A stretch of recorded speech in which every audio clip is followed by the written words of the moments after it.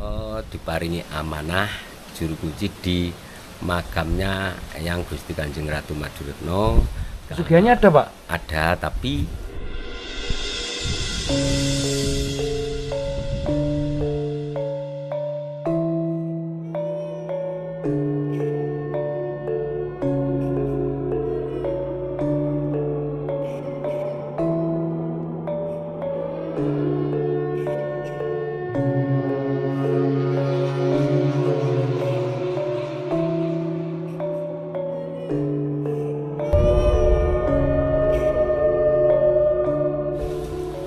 Nyun sewu, Pak. Assalamualaikum. Waalaikumsalam Mas. Pak, kula saderenge matur suwun sanget wau jemputan griya sampai dijak mriki malih. Nggih, sami-sami. Niki panjenengan juru kuncine ten pundi, Pak? Kula diparingi amanah juru kunci di makamnya Eyang Gusti Kanjeng Ratu Maduretno kalian Kanjeng Pangeran Adipati Haryo Ronggo Prawidodejo ketiga. Oh, gitu, Pak ya. Ya, Pak, mohon maaf, saya langsung tanya ke poinnya aja. ya. Menurut panjenengan kita membahas tentang pesugihan, Pak. Gimana, Pak? Nggih. Pripun monggo. Di banyak isu beredar atau yang dibicarakan orang di sini itu ya, mohon maaf, Pak ya. Iya. Dikenal akan pesugihannya, Pak. Jadi saya kan ingin mengungkap fakta sebenarnya tentang makam keramat ini, Pak. Gimana, Pak? Ya. Sebelumnya makasih Mas. Untuk masalah pesugihan khususnya kalau di komplek makam Gusti Kanjeng Ratu Maduretno dan makam Kanjeng Pangeran Adipati Haryo Ronggo Prawidodejo itu ndak ada, Mas. Oh iya, Pak. Ada. Itu Pesugihannya ada, Pak? ada, tapi bukan di sini, Mas. Itu cerita tutur. Cerita tutur itu berarti cerita yang turun-turun Ya. dan itu diyakini itu ada di daerah Seprecet. Nah, daerah Seprecet itu bisa dikatakan Gunung Emas seperti itu, Mas. Oh, jadi Gunung Emas itu yang di Seprecet itu, Pak ya? Ya, kalau di sini itu kita hanya kayak ngalah berkah. Jadi kita dengan keikhlasan, dengan kerendahan hati kita mendoakan. Setelah mendoakan atau memberi hadiah doa buat beliau, nanti setelah itu atas kehendak atau izinnya Tuhan, apa yang menjadi hajat kita itu bisa dikabulkan atau diridhoi seperti itu. Tapi saya garis bawahi lagi, Mas, Ya. bukan pesugihan, bukan pemujaan, tapi atas kehendak dan izinnya Tuhan. Oh, seperti itu, Pak ya. Ya, Untuk yang datang ke tempat ini, Pak, dari mana aja, Pak? kalau dari mana aja hampir seluruh Mas, seluruh yang ada di Indonesia ya? Indonesia ya. Ada yang dari Kalimantan juga ada, dari Jakarta ada. Kalau wilayah Jawa Timuran banyak seperti itu. Jadi memang luar kota, luar pulau, luar negeri ada, Pak? Kalau luar negeri ketika itu mau membikin bukunya Eyang, biografinya Eyang Ronggo, Eyang Kakung, itu Profesor Peter Carey berserta temannya itu dari Inggris kalau nggak salah. Oh, dari Inggris. Iya. Oh, jadi sampai ingin membuat bukunya. Ya, Saking bersejarahnya mungkin, Pak ya. betul. Karena Profesor Peter Carey itu kan yang membuat bukunya Pangeran Diponegoro. Ya. Sedangkan yang dimakamkan di sini yaitu Kanjeng Pangeran Adipati Haryo Ronggo Prawidodejo ketiga Ya. beserta istrinya Gusti Kanjeng Ratu Maduretno, itu kan mertuanya Pangeran Diponegoro. Loh, mertuanya, Pak. Ya, mertuanya, Mas. Jadi mertua Pangeran Diponegoro tuh makamnya di sini, Pak. Betul. Ya, Eyang Ronggo itu. Ya, betul, Mas. Ini sangat baru tahu saya, Pak. Ya. Jujur hari ini baru tahu saya. Makanya, Mas, kadang itu gimana ya, ketika ada teman yang mungkin seprofesi dengan panjenengan, Ya. itu bukan malah sejarahnya yang dimunculkan, tapi malah membuat narasi sendiri. Lah itu loh yang membuat apalagi itu kan sama dengan mengotori namanya Eyang. Sedangkan beliau kan orang yang bagi saya sebagai orang yang istimewa Iya, Pak. waktu dulu gitu. Perintis ya, Ya, perintis betul. pemberontakan, Perintis kemerdekaan, Mas. perintis kemerdekaan Ya, dia- melawan Belanda. Betul, dia pahlawan perintis. Jadi sebelum pahlawan-pahlawan nasional itu ada, beliau sudah duluan melawan VOC Belanda. Oh, Gitu. oke, gitu Pak ya. Ya. Pak, mohon maaf lagi. Siap. Di sini yang sering Bapak tahu yang biasanya disalahgunakan tempat ritual, Pak. Ritual pesugihan itu kan biasanya oknum-oknum itu kan sering memaksakan sendiri ke sini. Ya. Tempat yang dipakai itu di mana, Pak? Kalau di sini, Pak, yang disalahgunakan oleh oknum Ya. tersebut, Pak. Kalau yang saya tahu kan yang baru-baru ini Iya. yang dari medsos itu toh Mas. Ya dari medsos itu katanya malah di makamnya gurunya. Makanya kan saya sempat kaget loh. Lah gurunya itu ahli agama, masa untuk pesugihan gitu. Kiai siapa, Pak? Yang Kiai Kaliah. Oh, oke. Tuh, terus ada lagi yang satunya di Batu. Nah, sedangkan di Batu itu kalau orang sini itu cerita tuturnya ada seorang tokoh Ya, itu dia bersemedi di situ sampai dia mukso. sampai muksa, Pak. Ya, tapi kalau ada tulisan di buku Ya. itu menyatakan bahwa itu tempat penggemblengan ketika yang Ronggo itu sama gurunya. Oh, Seperti jadi tempat latihannya, Pak. itu. Ya, Mungkin bisa dikasih tahu kan, Pak, tempatnya? Bisa. Ya, bisa. Wis, langsung aja, Pak. Kita Iya. ke lokasinya, Pak ya. Monggo. Sambil kita ngobrol-ngobrol. Nggih. Jadi teman-teman, kita menuju ke tempat di mana yang sering digunakan orang disalahgunakan menjadi tempat ritual pesugihan, teman-teman. Padahal tempat itu adalah tempat yang berbeda. Jadi ini diantar langsung dari Bapak Juru Kunci. Pak, nami asmane sinten, Pak? Kula Heri. Pak Heri. Jadi Juru Kunci yang ada di sini adalah Pak Heri, teman-teman. Oke, bismillahirrahmanirrahim. Oh, ada orang, Pak ya? Oh, ke sana dulu, gak apa-apa. Ini ke Batu. Batu dulu ya. Batu yang tempat penggemblengan, Pak ya. Oke. Jadi kita mau ke tempat batu penggemblengan dari Raden Ronggo, Eyang Ronggo. Sewu, Pak. Ini eksklusif, teman. Langsung diantar sama Bapak Juru Kunci dari Gusti Kanjeng Ratu Maduretno.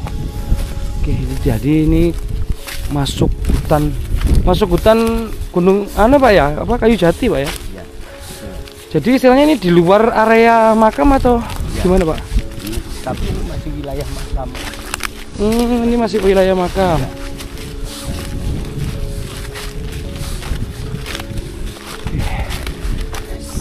Jadi ini adalah benar mengungkap fakta, teman, dari tempat atau makam keramat ini ya. Oke, di sini depan ada batu ya. Oke, bismillahirrahmanirrahim.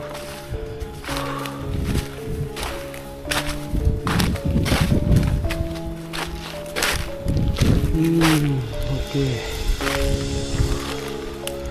Oh, ini Pak ya. Ya. Kan kemarin itu ada dari medsos lah Iya, medsos. yang menjelaskan bahwa apakah ini tempat pesugihan kan seperti itu. Ya. Kalau saya yakini dan saya melihat catatan di buku Ini itu Pak. bukan, ini Bukan, Pak ya. penggemblengan. Ya. Jadi ini tempat penggemblengan Ya. dari Eyang Ya. Ronggo. Ya. Kalau dulu cerita tutur orang yang diyakini di sini ada seorang tokoh yang bertapa di sini sampai dia mokso. Jadi moksa di tempat ini Pak ya. Jadi ini juga ada bekas apa kayak dupa Pak ya. Ya. Ini bukan tempat pesugihan teman, melainkan tempat pengemblengan zaman dahulu oleh guru dari Eyang Ronggo, dan di masa tahun berapa gitu dibuat bertapa untuk muksa Pak ya. Ya. Dan itu cerita tuturnya. Iya, cerita tutur. Ini cerita dari orang ke orang. Dari Ya warga sini semua bisa kok ketika ditanya terkait dengan batu ini, iya, kebanyakan pasti dia ceritanya sama. ya ada orang dulu, orang tokoh, seorang tokoh yang muksa di sini. Jadi emang di sini tuh puncak gunung ketinggian 1000 mdpl Pak ya. Ya. Oke, jadi seperti ini areanya Pak. Lokasinya di tengah-tengah. Dulu ini juga Pak, kebun jati Pak. Kalau dulu belum Mas. Oh, Oke. ini sewu. Iya. Yo, jadi ini dulu belum Pak ya? Belum. Dulu Itu kebanyakan pohon juwet sama pohon jambu mente, mangga seperti itu. Oke, di sini dari kayak kebun buah-buahan gitu Pak ya? Ya. Yang bisa dikonsumsi. Iya. Oke Pak, jadi seperti itu Pak ya lokasi dari ini. Jadi teman-teman lokasinya seperti itu, teman-teman. Faktanya seperti itu ya, Iya. bukan tempat pesugihan. Oke, kita lanjut kemana Pak ini Pak? Ke gurunya. Oke, ke gurunya. Oh ya, yang tadi ada teman-teman peziarah yang lagi di sana.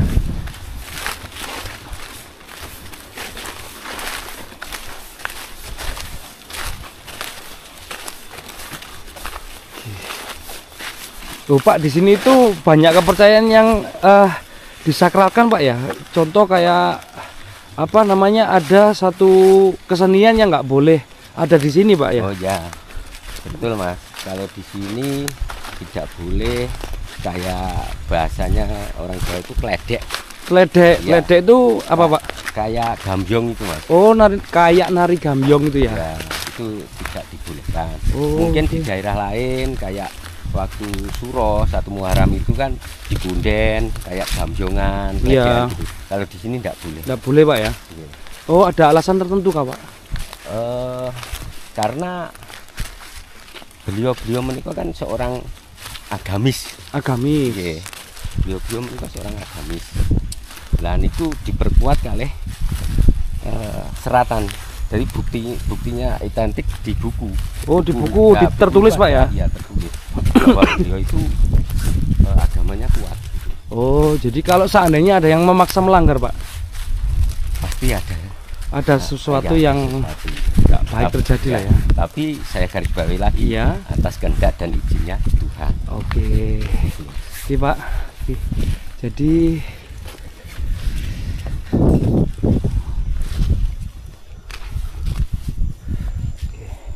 sewu.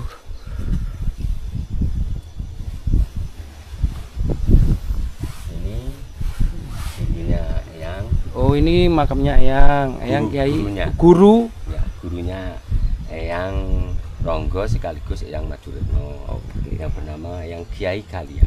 Kayak guru Kemarin kan ada yang menyebutkan istilahnya kayak pesugihan, kayak tumbal atau gimana. Iya, iya. Dan saya sana ya miris Mas, tapi ya gimana lagi ya. Iya. Sebetulnya kan beliau ini seorang yang luar biasa juga, karena dia itu selain sebagai guru ngaji, dia juga guru spiritualnya. Seperti itu. Oh, gitu Pak ya. Sebenarnya itu guru ngaji dan guru spiritual kok anjok ke Spiritualnya. Ya. pesugihan itu loh ya. Ya. Makanya apa itu?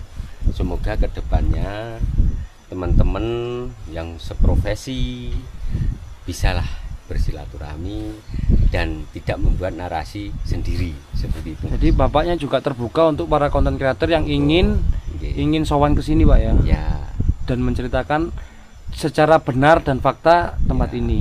ya. Terus ada lagi satu Mas pesan. Iya, Pak. Ini katanya kan ada yang keranda kuno seperti Oke, itu, ya. ini keranda kuno, Pak, ya? Katanya kan gitu. Oke. Ada yang menyebutkan apa ini keranda apa gimana. Ini keranda Ya. ini kan untuk orang yang sudah meninggal, warga Warga. di atas itu loh Mas. Oh, Kan ya. di bawahnya makam ini kan ada kampung, satu Kampung. RT. Ketika orang meninggal pakai ini. Nah, setelah ini agak rusak ditaruh di situ, ganti yang baru ini. Oh, ganti besi Ya, sekarang. ini bukan kok keranda tua Oh, kayak seperti yang apa Dinarasikan. ya. Jadi ini sebenarnya itu udah keranda kayu yang udah nggak dipakai, Pak, ya. Ya, tapi ini maksudnya ini keranda ya keranda biasa, bukan keranda kok dikeramatkan atau gimana tua Oke. gitu enggak. Cuma memang klasik gitu, Pak, ya. Ya, Oke. itu Mas. Jadi sekarang ganti keranda ini, teman-teman ya. Oke, Oke. Monggo kita kalau lanjut. mau ke apa itu ke Eyang Gusti Kanjeng Ratu. Oh, boleh, Pak. Boleh, Pak. Oke. Wah, ini mantap, ini kita bisa maksudnya memberitahukan di dalam ada apa aja gitu, Pak, ya. Ya. Oke. Oke, teman-teman. Kita lanjut. Asupan. Kita lanjut ke makam. Oke, oke.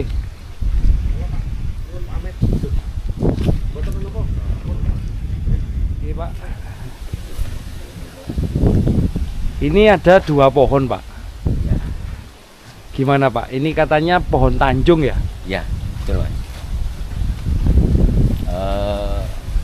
Sebelumnya mohon maaf untuk mungkin teman atau saudara atau siapapun yang mempunyai kelebihan atau yang diberi amanah titipan kelebihan mungkin nggak sepaham dengan apa yang saya yakini. Iya. Karena ini ada yang menyebutkan bahwa ini kayak gapuro atau pintu masuk seperti itu.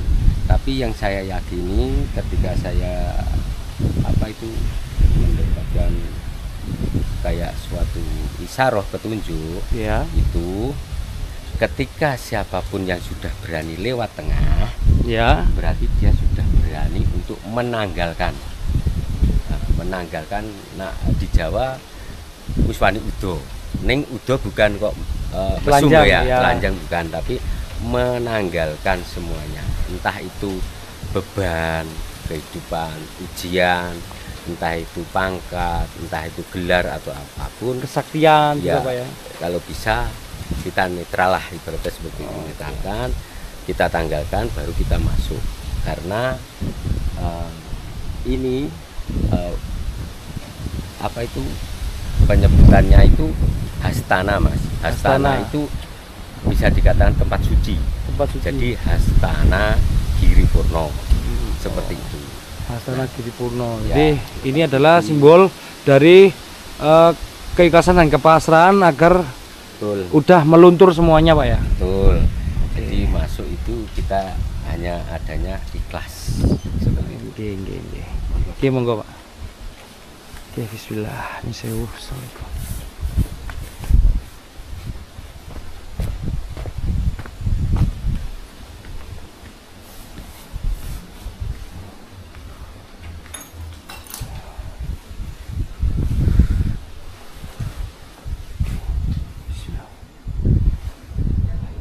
Oke, Pak.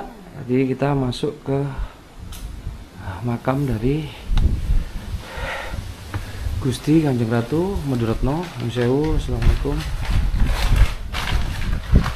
Dan Raden Ronggo Prawiro Dirjo. Jadi di sini ada makam berapa, Pak? Di sini ada makam 7 Mas. 7. Enggang sebelah barat sendiri. Ya. Menika itu yang kakung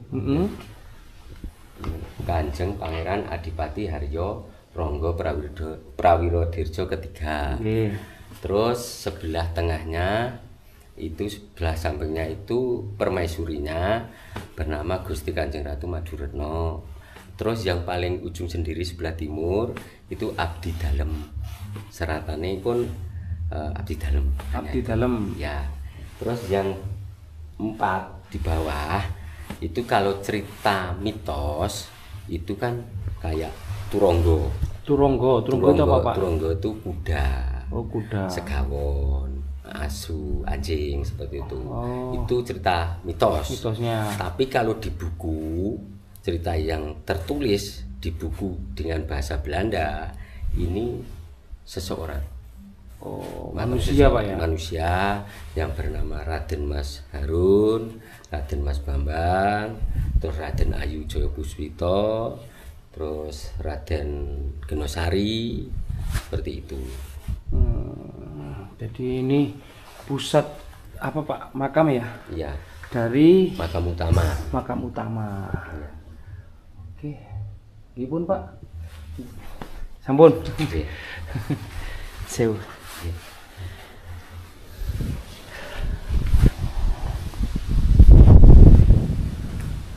Jadi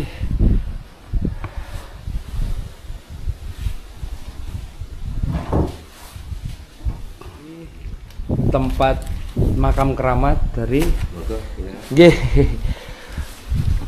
Makam keramat dari Gusti Kanjeng Ratu Maduretno. Jadi untuk sejarahnya Pak, ini kan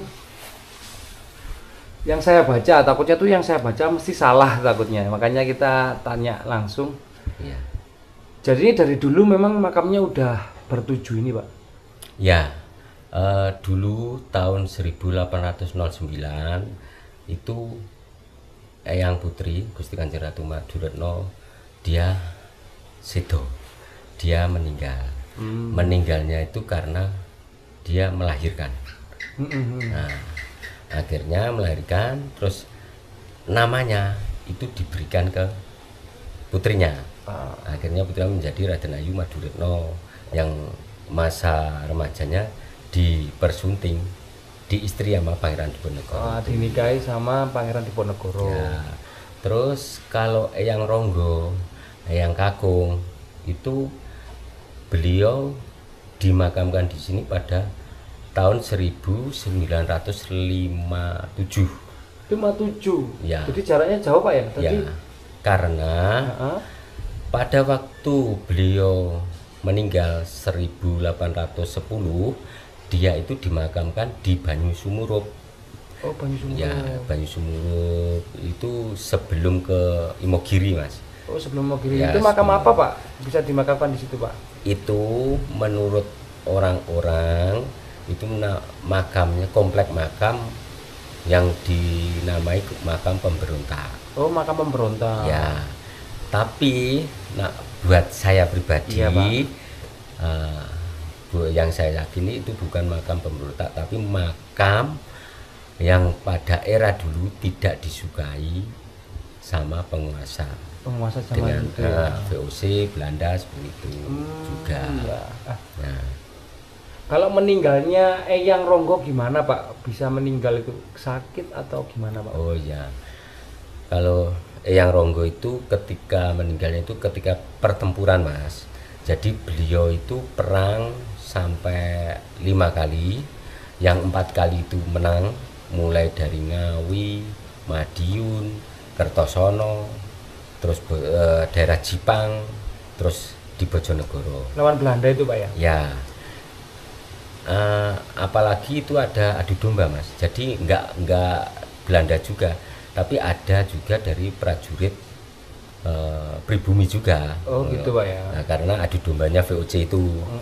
Nah, pasukannya Eyang itu hanya 200. Ya. Tapi lawannya itu kalau nggak salah itu di buku itu kalau nggak 5.000 10.000 lawannya itu. Iya Pak. Nah, terakhir kali pertempuran kelimanya itu Pak ya? Ya, kelimanya itu karena salah satu putranya Sultan Hamengkubuwono yang kedua, mertuanya Eyang Ronggo itu dibawa ke Semarang sama VOC Belanda.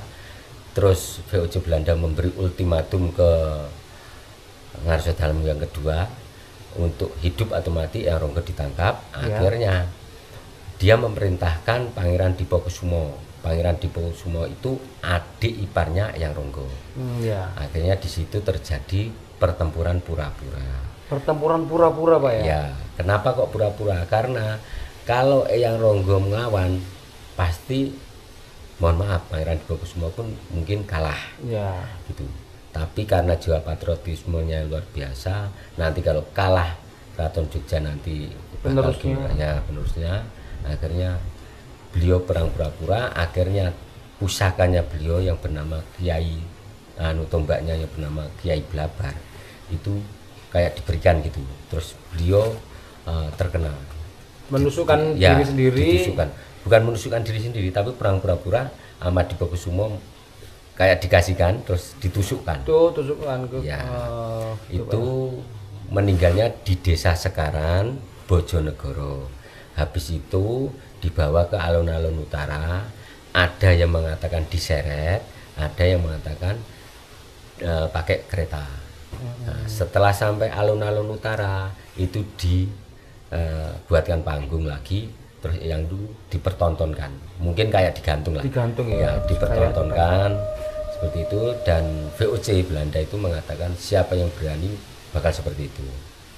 Nah, disitulah Pangeran Diponegoro baru berusia 10 tahun.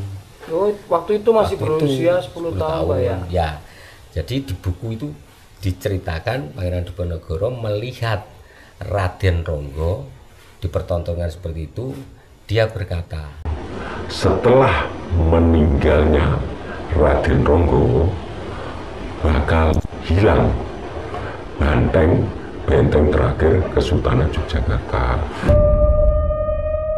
Terus habis itu kan ada apa itu cerita kelam di Keraton Jogja kayak penjarahan dari Inggris. Terus Belanda sudah mulai berani menduduki, baru berapa tahun lagi ada perang Jawa Pangeran Diponegoro itu. Oh, jadi akhirnya ketika Pangeran Diponegoro sudah menjadi apa itu Pak?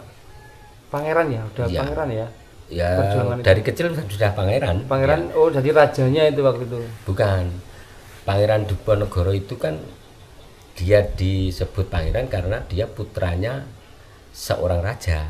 Ya. Tapi dia tidak bisa menjadi raja karena dia dari anak selir. Oh, gitu. Bukan permaisuri gitu.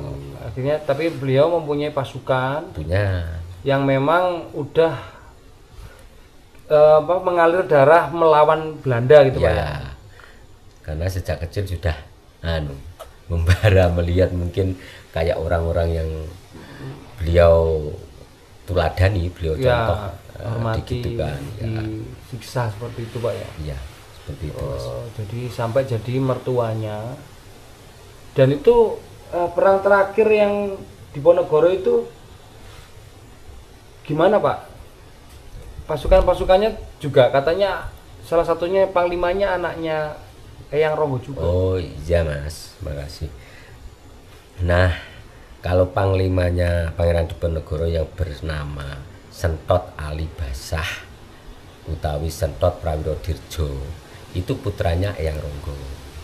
Nah, itu waktu dulu kan perangnya bersama-sama. Akhirnya Eyang Sentot itu sempat ditangkap, diasingkan ke daerah Bengkulu atau Padang. Nah, terus akhirnya di sana perang dengan Tuanku Imam Bonjol karena adu dombanya VOC itu tadi.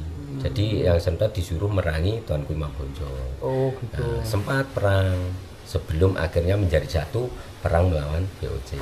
Seperti itu di Bengkulu atau Padang Pak ya? Ya. Kalau untuk Pangeran Diponegoronya sendiri, kalau Pangeran Diponegoro ceritanya kan setelah dia ditangkap diasingkan di Makassar.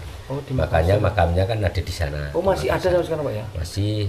Itu yang juru kuncinya itu juga masih terahnya. Oh masih terahnya dari Pangeran Diponegoro ya. Kalau soalnya kisah yang saya tahu tuh Pangeran Diponegoro itu berjiwa besar Pak. Jadi beliau rela membebaskan prajuritnya dengan menyerahkan diri dan akhirnya prajuritnya itu disebar ke kebanyakan di Jawa Timur Pak. Setahu saya. Apakah sepertinya seperti itu Pak ceritanya Pak ya?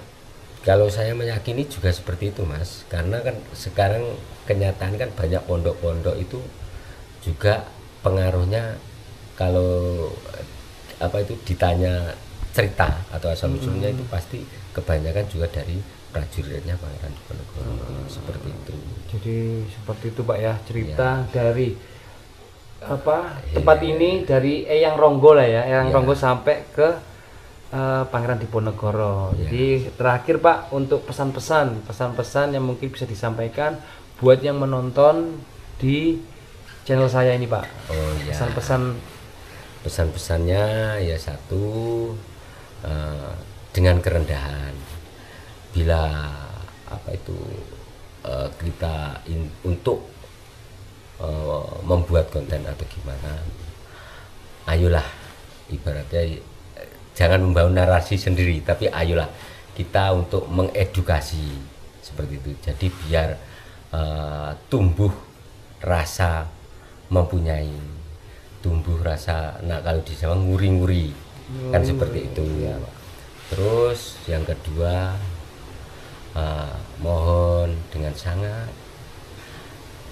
kalau bisa di tempat seperti ini itu kita menjaga adab. Karena apa? Ketika adab kita itu tidak terjaga, tidak bisa menjaga, ya kita kembalikan seperti kita berkaca itu loh Mas. Iya. Nah, ketika kita berkaca, apa yang kita lakukan pasti kan kembali.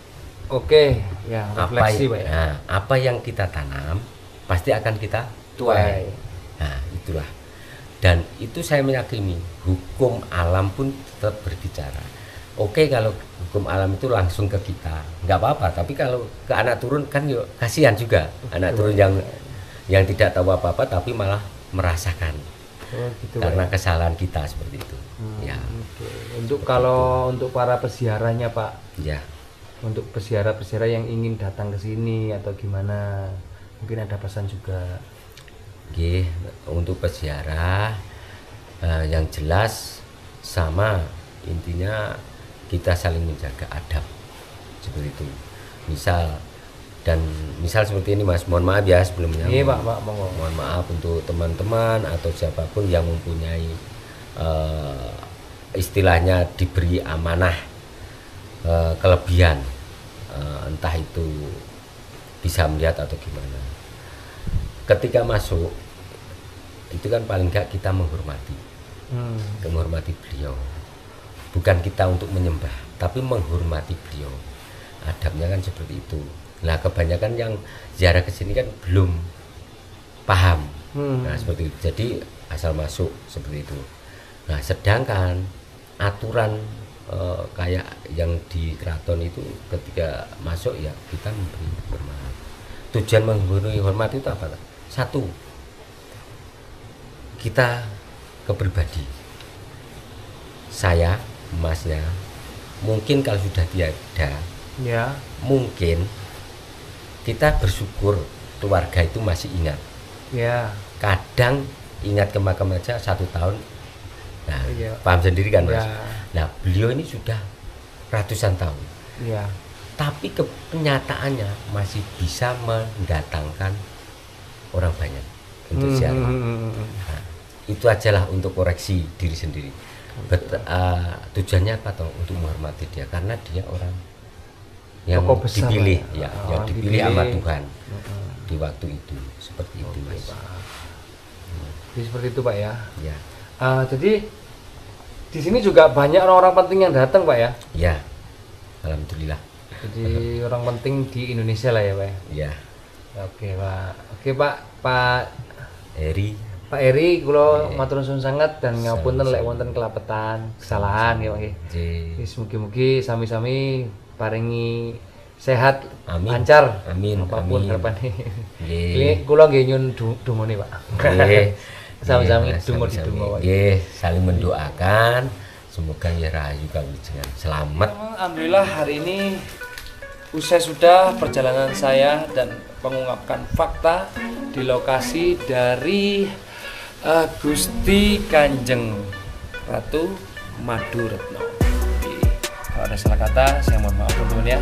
Dan itulah adanya fakta yang ada di sini, tidak kurang dan tidak lebih. Jadi sesuai penuturan dari Bapak Juru Kunci. Terima kasih sudah mengikuti Selamat malam. Assalamualaikum warahmatullahi wabarakatuh. Om Swastiastu, Namo Buddhaya, Dwiro.